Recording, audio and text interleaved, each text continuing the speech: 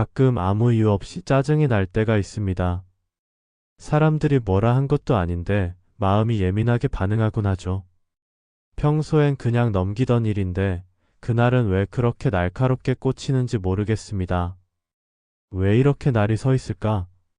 알고 보면 큰일도 아닌데 감정은 쉽게 가라앉지 않습니다. 참아보려 해도 안 되고 억지로 눌러보면 오히려 더 터질 듯이 끓어오릅니다. 그리고 그 짜증은 고스란히 말과 행동으로 번져 소중한 사람과의 관계를 망치기도 하고 무엇보다 내 마음을 먼저 상하게 만듭니다.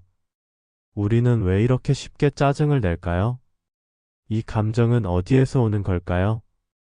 부처님은 이와 같은 감정의 흐름에 대해 아주 오래 전부터 말씀하셨습니다. 부처님께서는 번뇌는 마음에서 일어나고 마음에서 사라진다고 하셨습니다. 짜증, 예민함, 분노 이 모든 감정들은 외부의 상황이 아니라 내 마음속 생각에서 비롯된다는 것이죠. 사실 짜증은 아주 작은 불만이나 불편에서 시작됩니다. 그 감정을 바로 알아차리지 못하고 그냥 흘려보내면 그 조그만 불씨는 어느새 큰 불길이 되어 마음을 집어삼킵니다. 부처님은 지금 이 순간 내 안에서 일어나는 감정을 있는 그대로 바라보는 것이 가장 먼저 해야 할 수행이라 하셨습니다. 예를 들어 누군가의 말에 상처받았다고 느꼈을 때 그 말 자체보다도 그 말이 나를 어떻게 건드렸는가를 관찰해 보라고 하셨습니다. 이 감정은 정말 상대방이 만든 걸까요? 아니면 내 안에 이미 있었던 어떤 두려움이나 불만이 자극받은 걸까요? 마치 거울처럼요.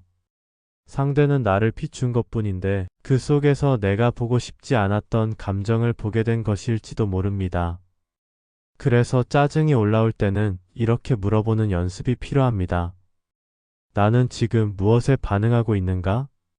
이 감정은 어디에서 오는가? 이 질문 하나만으로도 감정은 조금씩 힘을 잃습니다. 그동안 무심코 휘둘렸던 감정이 이제는 나에게 말을 걸고 있다는 것을 알아차리게 되는 거죠. 부처님은 또한 화를 내는 것은 마치 다른 사람에게 던지기 위해 뜨거운 숯을 손에 쥐는 것과 같다고 하셨습니다. 결국 가장 먼저 되는 건 나 자신이라는 겁니다. 이 말씀을 처음 들었을 땐 조금 억울하게 느껴졌습니다. 아니, 잘못한 건 상대인데 왜 내가 되는 거지? 하고요. 그런데 곱씹어보면 정말 그랬습니다.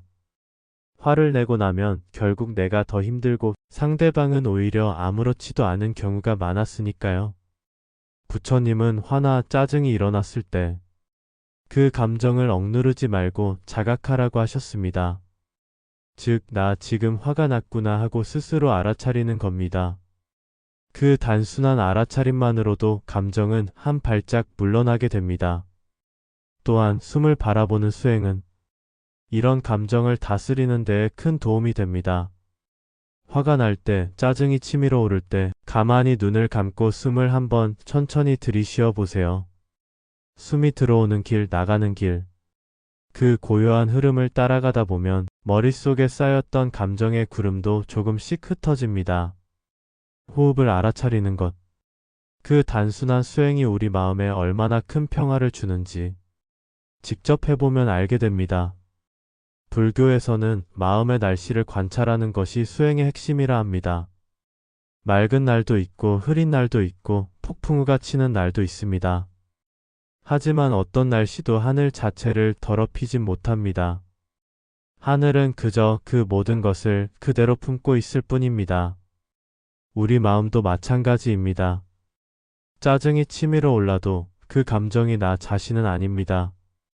그저 내 마음이라는 하늘에 스쳐 지나가는 구름일 뿐이죠. 그 구름을 억지로 밀어내려고 하지 말고 그저 가만히 바라보며 지금은 이렇구나 하고 받아들이는 것. 그게 바로 자비이자 지혜의 시작입니다. 그리고 꼭 기억하세요. 예민하고 짜증이 날 때 그건 내가 나를 더 사랑해달라는 신호일 수도 있습니다.